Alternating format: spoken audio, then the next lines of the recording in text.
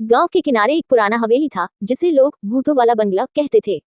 कहते हैं वहां एक आत्मा भटक रही थी जो रात के समय रोने की आवाज निकालती थी। मोहन, सोहन, रीमा और सीता ये चार दोस्त थे जो हमेशा नई चीजें जानने और रोमांच करने के शौकीन थे।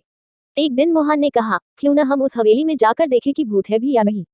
सोहन थोड़ा डरा, पर बाकी तीनों की हिम्मत देखकर मान गया। तय हुआ कि अगली रात वे चारों टॉर्च और कुछ खाना लेकर हवेली की ओर निकलेंगे।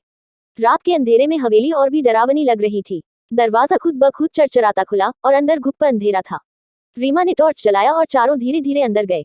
दीवारें जाली से ढकी हुई थी, छत से मकड़ी के जाले लटक रहे थे।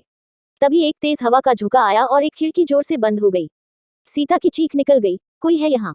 तभी ऊपर की मंजिल से एक महिला के रोने की आवाज आई। अब तो सबके रोंगटे खड़े हो गए। चलो ऊपर चलते हैं, मोहन बोला और सब चुपचाप सीढ़ियां चढ़ने लगे। ऊपर पहुंचते ही देखा, एक सफेद साड़ी में औरत खड़ी थी। उसका चेहरा धुंधला था। वह रो रही थी, मेरे गहने किसी ने चुरा लिए, मैं अब चैन से नहीं रह सकती।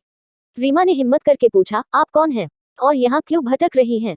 उस औरत ने बताया कि वह इस हवेली की मालकिन थी। वर्षों पहले किसी ने उसके गहने चुराकर उसे मार डाला। उसकी आत्मा अब तक उसी गहनों की तलाश में भटक रही है। मोहन ने सोचा, शायद अगर हम गहने ढूंढ दें तो आत्मा को मुक्ति मिल जाए। सबने मिलकर नीचे तहखाने की तलाशी ली। वहां एक पुरानी संदूक मिली, जिसे खोलते ही उसमें सोने के गहने मिले।